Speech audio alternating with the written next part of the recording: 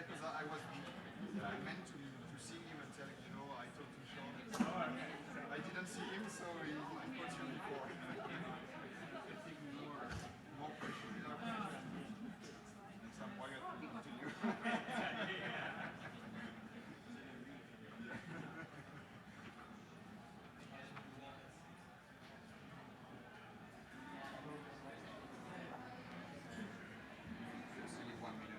you. Yeah.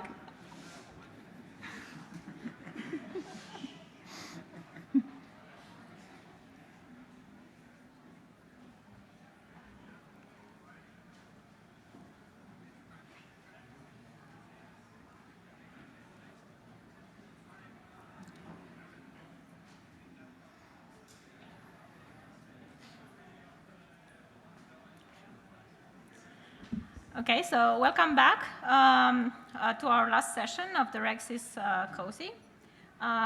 It's my pleasure to introduce our keynote speaker for this session, Julia Zeitlinger from the Stowers Institute. You may know Julia's work. Just to give a few examples, a lot of impressive work on Drosophila enhancers. You may be familiar with her RNA pol-2 pausing work. Or the chip Nexus that I guess we'll hear a little bit about. And very interesting work, if you haven't read it yet, about the Capicua transcription factor in Drosophila. I love that story. But today she's going to tell us about BPNet. Base resolution deep learning of transcription factor binding reveals nuanced organizational features of the cis-regulatory code in mouse cells. So let's welcome Okay, Julia. thank you, Raluca. I know, the title is a little complicated. But I'm going to give you the big picture. So what if we can take a really complex biological problem and we can learn it in the most unbiased way possible? So we don't have to make a lot of model assumptions, and we can learn this problem. And of course, we have to use the latest AI technology, so convolutional neural networks. And we already heard a little bit about deep learning in previous talks. And then the art is really to go in and ask the network how it really learned this biological problem. And of course, what problems are we picking? We're here in RegSys, so we're really interested in the cis-regulatory code. And that's really a fundamentally unresolved problem. So we know that the information of when an enhancer becomes active in time and space is encoded in the DNA sequence. And yet, we cannot read that sequence. So we do know that there are transcription factor binding sites contained in these enhancers. And so we think of that as, if you think of it as a language, it's sort of we have words.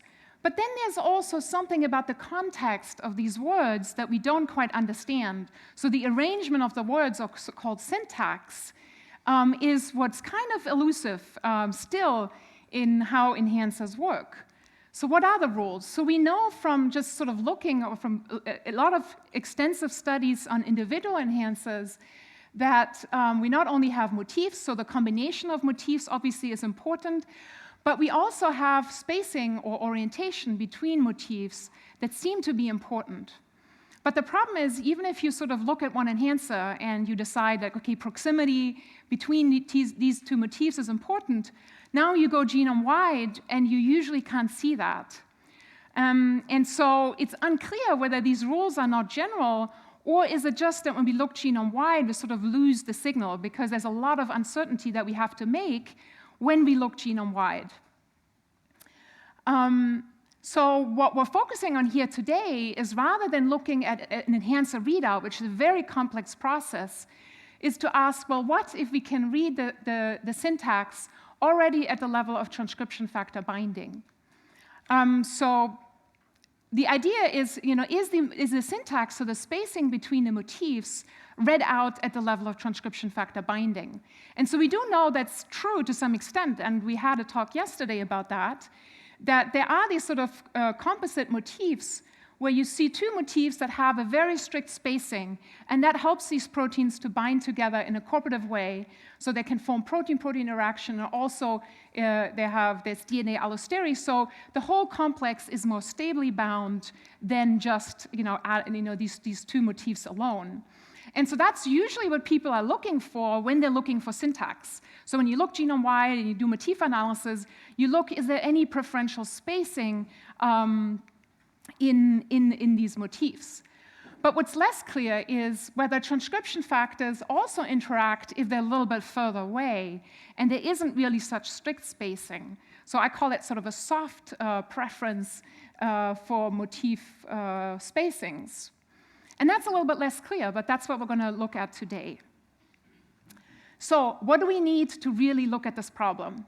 So first of all, we need better maps, because the problem right now is when you computationally predict these binding motifs, there's a lot of problems with just PWM scanning, as you're probably aware of, a lot of false positives.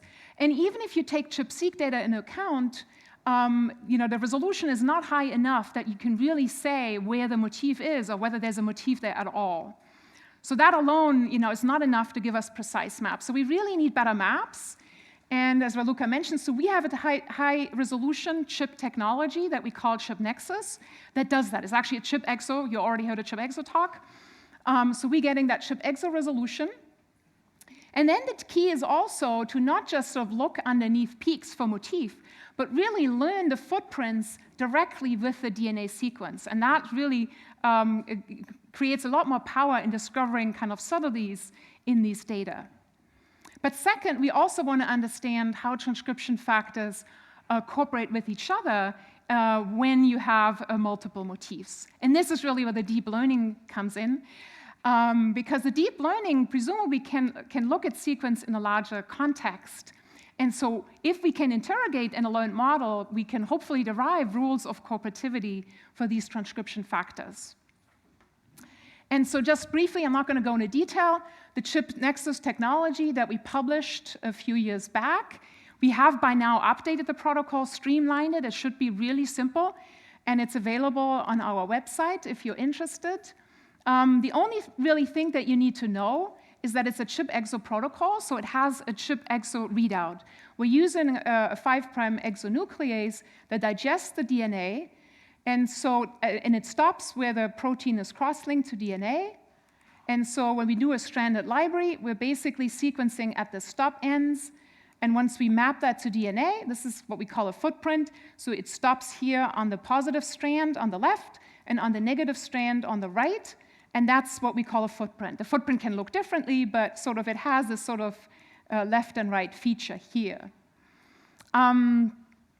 Now I give you an example. It's actually the Kapikua example that Raluca was referring to. And this was our first evidence that there is transcription factor cooperativity. That's why I'm showing it. So these are two factors here. So first of all, you see very sharp, nice peaks here. That's usually what we see. When we zoom in now, and this is a very well-studied enhancer in Drosophila, we can actually see that it sits on these motifs. So dorsal has sort of a footprint here on its dorsal motif. And then we have Kapikua, a repressor, has this sort of three-pronged footprint on its own motif.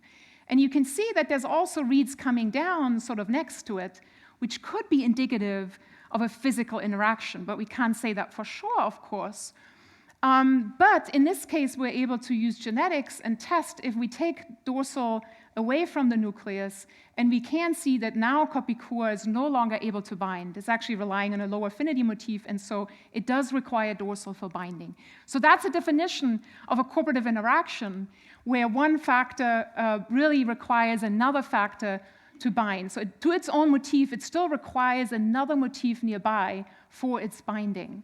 So that's really this kind of more, where there is an interaction, but not at a strict distance. The problem is, though, so we had these data for a while, and we could say that we got really excited about this transcription factor cooperativity. But, as you can appreciate, probably it's very hard to see. If you would only see this, you would never know where the motifs are and whether there are motif interactions. And so we really couldn't extract the information out of these data for the longest time. And so until now, and this was really thanks to a great collaboration with Anshul Kondage's lab at Stanford, who has developed the deep learning technology to really dissect gene regulation already. So a lot of people already contributed, and of course my lab contributed to the technology development.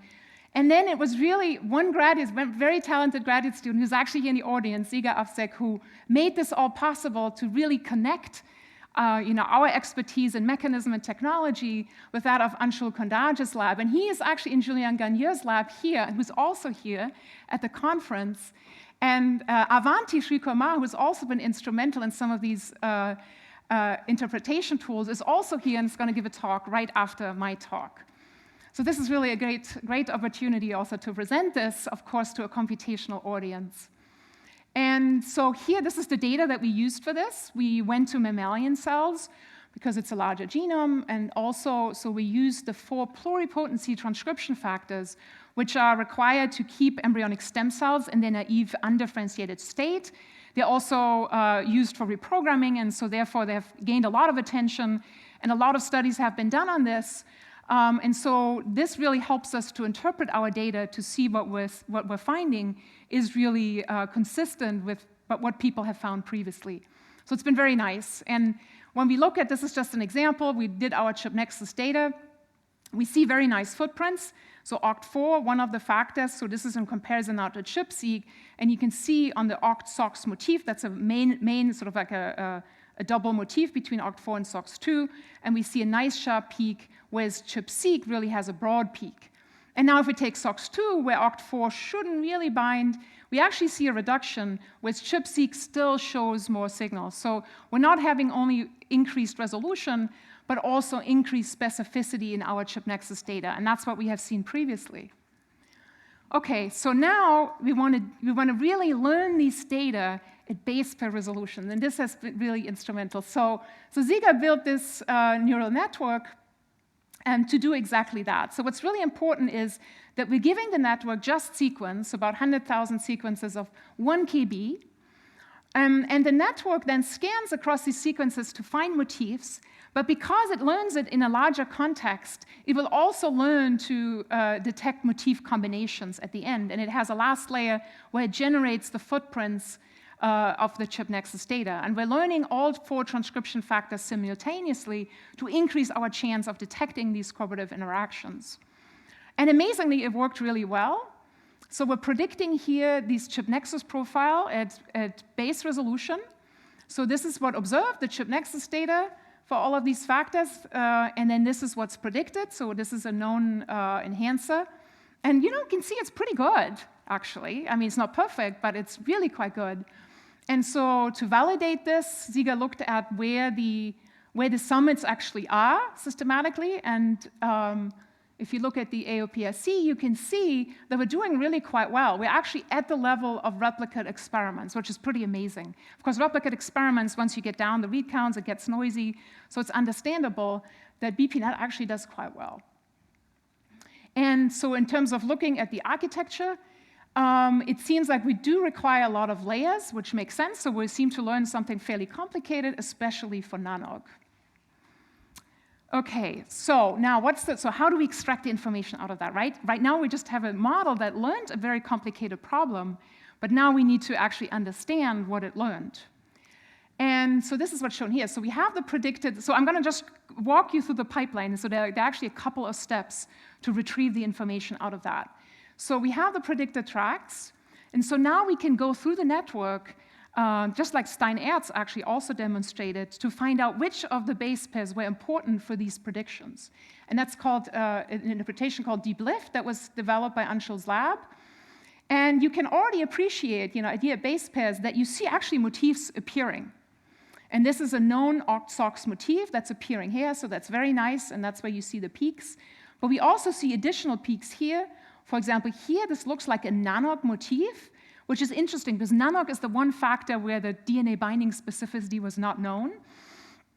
And so this got us excited. It's like, oh, maybe there's a nanog motif actually here. But of course, you can't quite tell. This is just a single example. And so in order to really see what a motif is, you have to look at multiple examples and see what the recurrent patterns are in these data. And that's also a tool that was developed in Anshul's lab, in fact, by Avanti, called TF Modisco. And so we're taking all the regions that are sort of have high contribution scores and then cluster them to look for these motifs. And then we get a number of motifs, and then we select, there's a little bit of redundancy, so we're selecting representative motifs and then map them back to the genome. And we're only mapping to those locations where we have high contribution scores, so we preserve sort of the original predictions by BPNet. And so what we're seeing here, and we do this for all transcription factors, so we can see that some motifs are actually predicted to be important for multiple transcription factors. And the other thing, we actually do see NaNoC here. We in fact see 2 NaNoC motifs. And we see transcription factors that we haven't even profiled. So ZIG3 is another pluripotency transcription factor that's known to be important, but we didn't profile it, and yet it is predicted to be important for the binding of the other transcription factor, or specifically NaNoC in this case. So another thing I wanted to mention, what's really nice about the TF Modisco, this is really a novel motif representation, because we're not just looking at frequencies of the bases, but we're looking at the average contribution score, which is really just what the BPNet predicts is important for binding. So that's very nice. And the other feature that's worth pointing out is because we're clustering, we can recover motifs that have a strict spacing in between. So we're looking across 70 base pairs. So anything along that, if you see 2 motifs and they have that strict spacing, they will be recovered as a separate motif. And that's kind of nice. So we're seeing OCT4 and SOX2, but we also see that motif together. And so that can have a different meaning. And that's also what we know, that can be quite important for the cell and for the transcription factor cooperativity. I would mention is like RegSys actually itself, I don't remember who made this, actually also looks like it has one of these composite motifs. Okay, so now we have maps, genome-wide maps of motifs.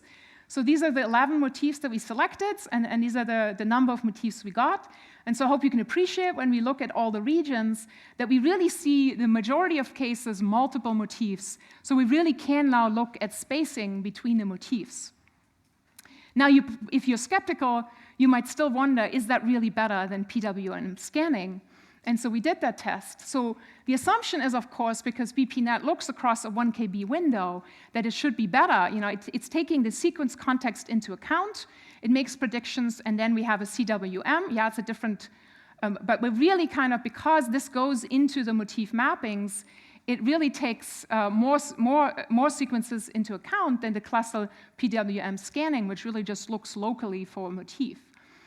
And so the way we're scoring this is, so we're taking chromosomes that were never seen by BPNet, of course. So there is no, it cannot have seen the chip Nexus data, because we're using this to score, so the motif scores are then correlated with the profile heights from the chip seq.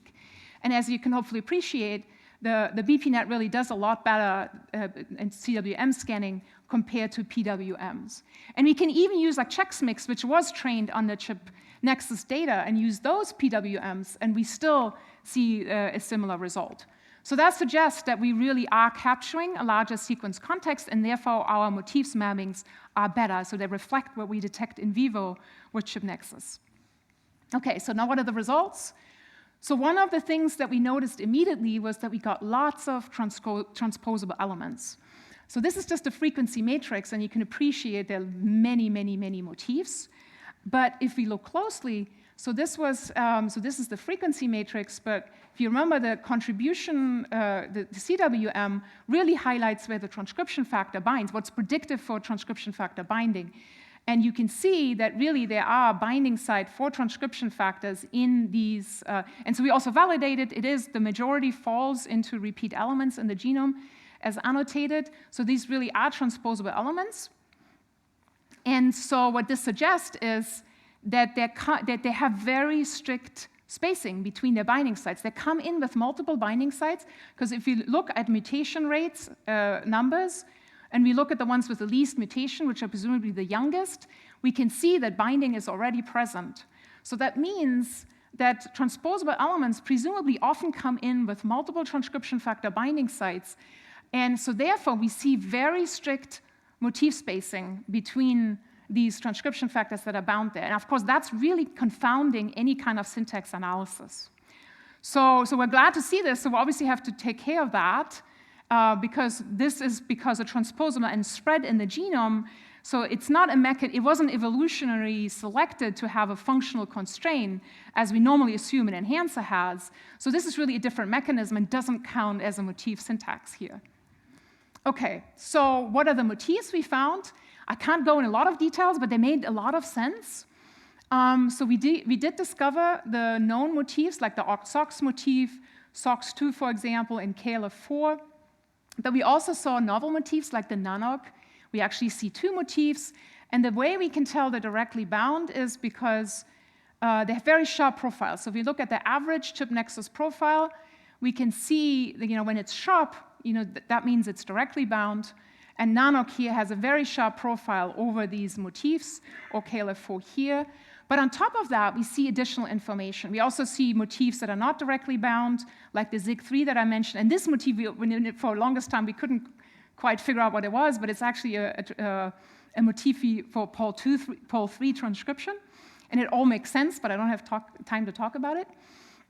But I want to mention that we also see these indirect footprints. And so Sean Mahoney also mentioned those. And they have even been observed in ChIP-seq data already a while ago. So we somehow see often an indirect recruitment. But the funny thing here is that it seems to be directional. So SOX2 also has NANOC bound. But if you look at NANOC, you don't see SOX2 bound. So that's kind of curious, and to my knowledge, has not been observed. OK, so that gives us a good prior. So something is going on, obviously, between these transcription factors. So can we derive the rules of cooperativity from them? And so the nice thing is we have a trained BPNet model, and we can now ask sort of, as an oracle, we can ask, OK, so what happens if you have 2 motifs at a certain spacing, okay, to each other? And the nice thing is, when we do experiments, it's really painful because you don't know what sequences to put in the middle. But here we can just use multiple sequences, randomize, basically randomized sequences, but so many that it sort of averages out any kind of effect that you have. And so now we can change the spacing and then see how does this factor, it's still binding to its own motif, but how is it affected if this other transcription factor binds nearby? Does that affect it or not? And is it distance dependent? The other way, and so this is the nice thing, we have really 2 ways we can do this, is we actually take the genomic, the binding profiles in the genomic regions, and then do the opposite. So we're mutating a motif and asking how does that affect the binding of a transcription factor to a motif. And so I call that, I'm actually a biologist, and so I like, oh, this is kind of like in vitro biochemistry, where you synthetically kind of assemble something, and this is the in silico genetics. But the only difference, you could do many, many, many experiments. So I got really excited about this. So how does it look like? So this is like a little animated movie where we just have a SOX2 binding site and then a NANOC binding site, and we're just approaching it. And you see here the 2 strands, positive and negative strand, and you can already see it kind of fluctuates when we're getting NANOC a little bit closer. So something is happening in terms of binding. And so, of course, we quantify this. This is just to illustrate sort of how that looks like, but we're quantifying this for all pairwise interactions. And so this is one example here where, again, this was the NANOC and SOX2 example. So the nice thing is, whatever the biochemistry and in silico genetics gives us actually the same kind of qualitative results. And what we see here, so this is NANOC now being close to a SOX2 motif, and then this is dependent on the distance. So we can see NANOC really likes it when a SOX2 is nearby, but the further away it gets, it doesn't get the benefit anymore.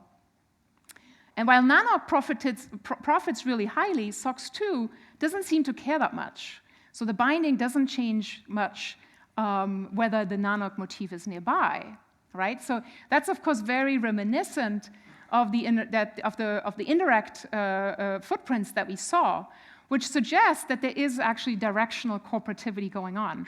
So traditionally, the biologist thinks, if 2 proteins interact via protein-protein interaction, and this has actually been shown for these 2, I should say, the 2 nice papers showing this, you would think that they pull down each other, but it's actually directional, and I think that's really quite interesting and has implications for how enhancers actually work, because it suggests it's actually hierarchical.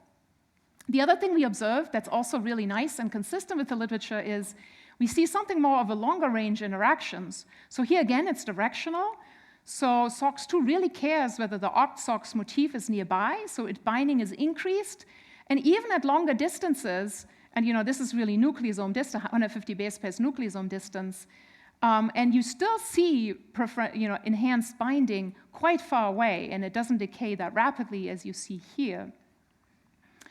And that's interesting because OCT4 and SOX2 have both been characterized as pioneer transcription factors.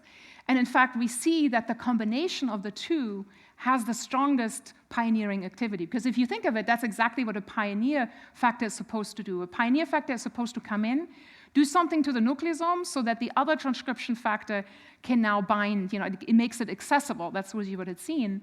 And that's exactly what we see. We see increased binding now of another transcription factor in the presence of this pioneer motif. So that's really nice, and it's exactly consistent with what we thought. Okay, so what we see is that we see really nice, we see this sort of cooperativity at shorter distances here, and I should say that's consistent with protein-protein interaction, but also DNA allosteric. And then we see this sort of longer range interaction that are in nucleosome distance. And the interesting part is that a lot of these interactions are directional.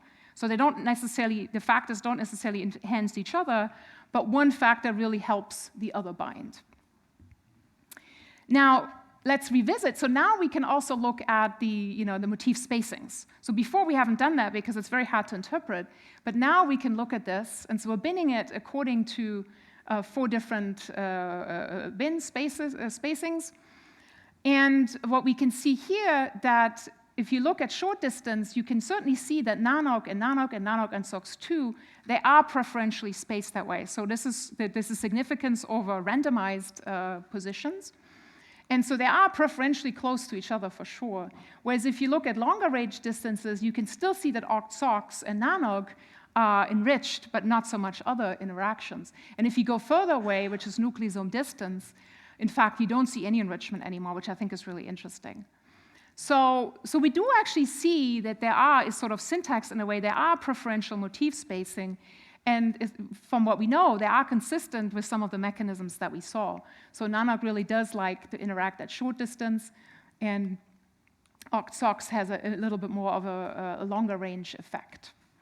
But one thing that I haven't really mentioned when I showed you this, I don't know whether you noticed, but NaNoC has this really kind of periodic binding here. And if you might kind of have the idea that this is a 10 base pair periodicity, and yes, that's exactly what it is. It's actually the helical phasing of the DNA. And then this was really cool. This was sort of one thing that we already noticed very early on when we looked at the NaNoC motif. So this is the frequency matrix, so this is just simply the NaNoC motif. But when we look at the contribution scores, we can see that there are sort of flanks that are predicted to be important for NaNoC binding. And when we look at all the instances in this cluster, the genomic instances, and we're looking at the prediction, the contribution scores, we can see this really nice periodic pattern, or if it's averaged, it looks like that. And that is actually, it's a 10.9 base pair periodicity. So that was really cool and really never seen before. So 10 base pair helical spacing has always been thought to be important for the enhancer code. So a lot of experiments have shown if you have something in 10 base pair spacing, it's good. If it's 15, it's not so good. 20 is good again. But of course, it's because you have to access it from the same side of the DNA. For example, if you interact, it kind of all makes sense. But what we're seeing here is such a broad pattern of NaNoC. So that's very unusual. It's also specific for NaNoC. SOX2 shows it a little bit, but the other factor don't really show that. So that was sort of surprising. Now, and this is not something that BPNet obviously had known, helical periodicity, but we still wanted to validate that. And if you look, so for example, now we can just look, okay, what about NaNoC? So real NaNoC binding sites, 2 real NaNoC binding sites, how are they spaced with each other? And as you can see here, even those are really strongly spaced with that helical periodicity. And it does not depend on the orientation of the motif. So that also supports, there's something really hard-coded in the sequence that NaNoC really likes. We can also look at the chip Nexus data. And we do see that, there's, to some extent, we see that binding in the chip Nexus data. And so that's presumably why BPNet was able to learn this.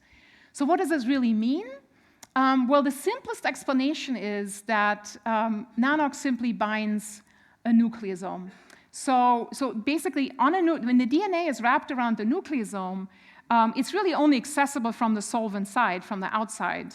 And so that would explain why you're binding in this periodicity. So to illustrate that, we took these contribution scores here and just put it here on the DNA and the nucleosome. And so this is where, so NaNOG binds the major groove. It's a homeodomain transcription factors.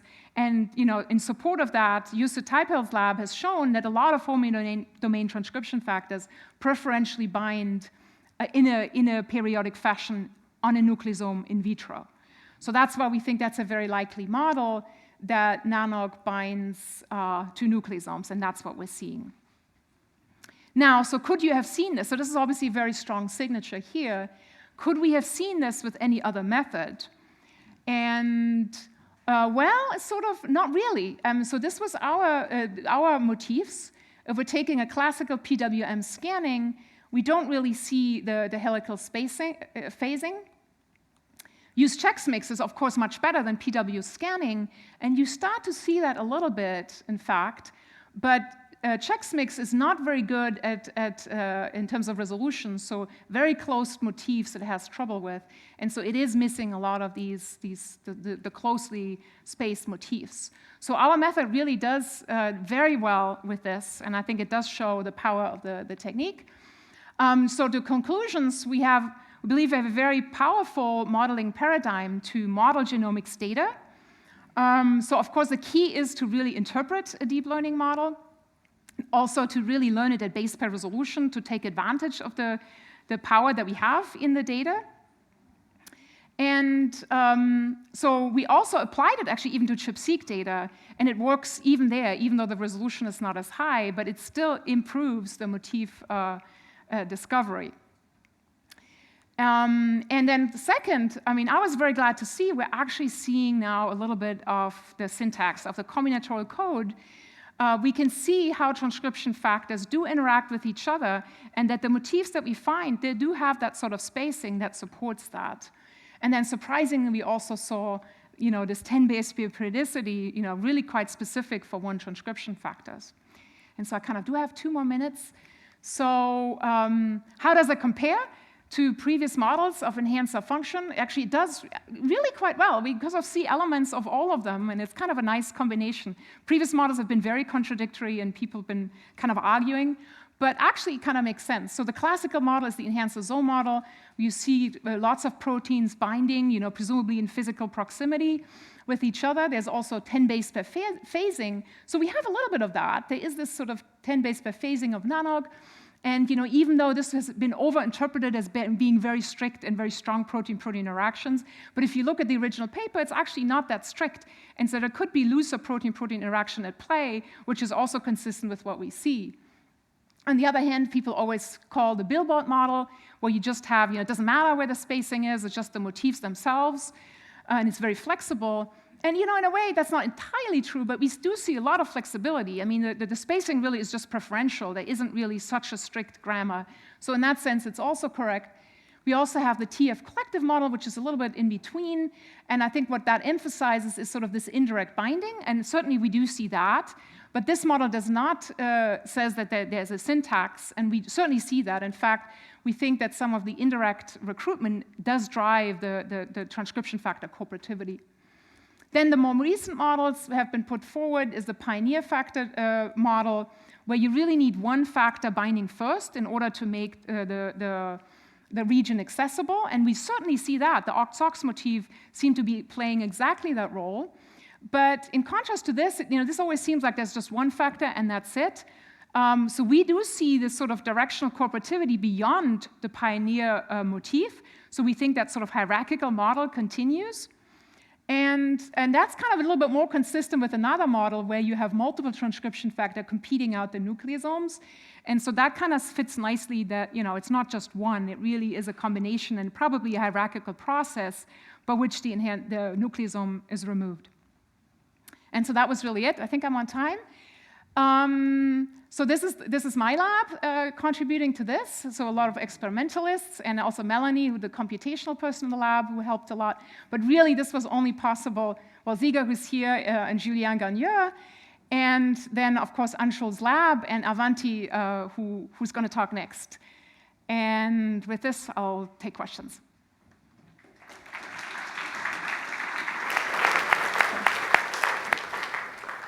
Hi, Julia. This is amazing work.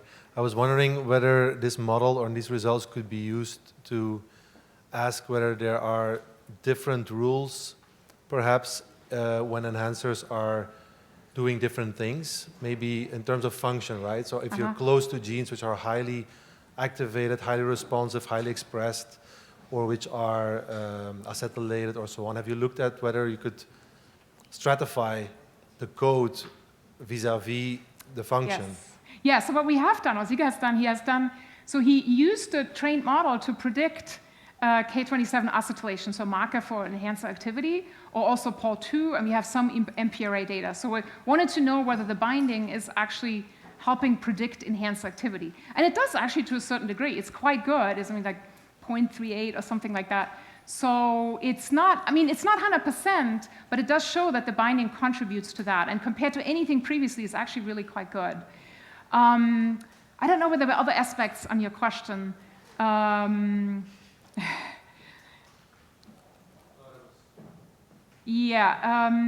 when things change, so we haven't looked at that. So it would be really interesting to look, for example, during differentiation. So how does it change? So that's, of course, totally open and very interesting. Really nice work. So I have a more computational question to the machine learning. All the problem we have by learning chipset data is we learn the model, it looks good, but how we evaluate how good it is and where the threshold is. So you said you took the data and put it in other data which you didn't use for training and compared with the PVM. But again, and it shows that it's more sensitive. But we need a comparison of how many predictions on the whole genome we get. On the what? How many are the whole predictions, all the predictions of the genome, or on all your data you are looking? Because they're saying getting more data, getting more sensitive. No, actually, that's the beauty of it. So this is an end-to-end model. So there's no thresholding, nothing. We're not putting anything, any assumption into this. We haven't tried to downscale the reads to see when you really lose the signal, but it should be quite insensitive to that. It's not dependent on the read counts. So presumably, if you have more reads, you learn it with more precision, but it doesn't change the model itself. Okay, I will just... Okay. But the problem is, what is really the ground truth if we see where a protein binds? Because we have the chipset data.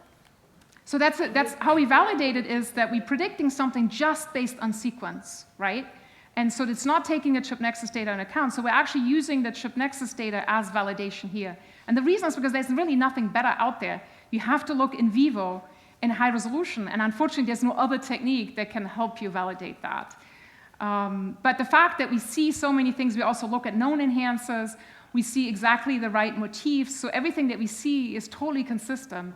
So at this point, I don't know what else we can do. I agree that what we see is very nice. Okay, yeah. Okay, thank you. Thanks for a nice talk. So actually, you saw some factor like NAROC. It prefers the binding in terms of the helical periodicity, right? But in the example you saw, that most of the cases, the motifs just have only one replicate. So Any one what? One replicate shows only one single replicate, or one replicate of one motif. Oh, yeah, yeah, one so instance. One instance, sorry, one instance. Uh-huh. So I wonder how how BPNet works in case there are more than one instances of each motif appear in the same region.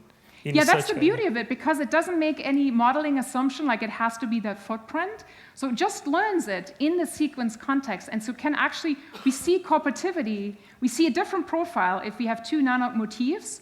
You see sort of a slightly different enhanced binding, which interpreted as, so there is actually an interaction happening. And BPNet, because it doesn't make any assumption, it can actually learn that, which is pretty amazing. I don't know, did I answer your question? Yeah, okay, thanks. Okay, sorry. Really nice work. So the network is learning to reproduce the profile itself of the data, of the chip Nexus data. I was wondering if you could say something about why that's the objective, as opposed to learning some compressed version of peak calls or something like that. Do you get some additional information from the profile? Exactly. So the idea is that we don't want to put these assumptions in there so we can learn it completely unbiased. And I think that the power, I mean, it did work, fortunately. So, yeah. But are you afraid that you're learning some biases along with that, like that the network is, you know, doesn't have enough complexity because a lot of it is learning some of the biases or some of the artifacts that come along with any of these techniques? Or? Yeah, and that's always a concern, of course, the experimental bias. So we are using, it's called patch cap, you know, when you do, you know, any protein pull down and you do exo treatment. So we have that as a control. But it turns out it's actually not that important. The results really don't change in this case. And, you know, hopefully you agree with me, the data are actually really quite clean. And, and don't really need a lot of, you know, like ChIP-seq, for example, you definitely need the input. There's a lot of bias in there. Or if you take ATAC-seq, DNAs, there's a stronger bias there, and that can be a problem. I think it can be accounted for, but, you know, well obviously, we'll see, yeah. Hmm. Okay, I actually have a quick question, too. Yeah. I noticed that the correlation between the model and the chip Nexus heights was still quite low overall. Although it was much better than the PWM. So yes, what do you think? The counts, you mean? Exactly. Yes. So what do you think would take us to 1? That's a very good question. And it's true, the counts were never as well predicted. So in the loss function, it's actually a balance between counts and profile. But even if we give the counts more weight, we're not learning it. So what we think is going on is that with 1 kb regions, we're not predicting chromatin accessibility very well. That's what we think. And it makes sense because other people have modeled these longer regions, and they do have better results. And so we agree with that. So the 3D architecture, obviously that's also important. And so we're not capturing that. What we're capturing is really the essence of motifs and transcription factor cooperativity, but not necessarily chromatin accessibility. And that's actually very interesting. Yeah, yeah. Okay, thank you. Let's thank Julia again. That was amazing. Our next speaker is Avanti Srikumar from Stanford University, and this will be a proceedings presentation about GKM Explain, fast and accurate interpretation of nonlinear gapped K-mer SVMs. Okay.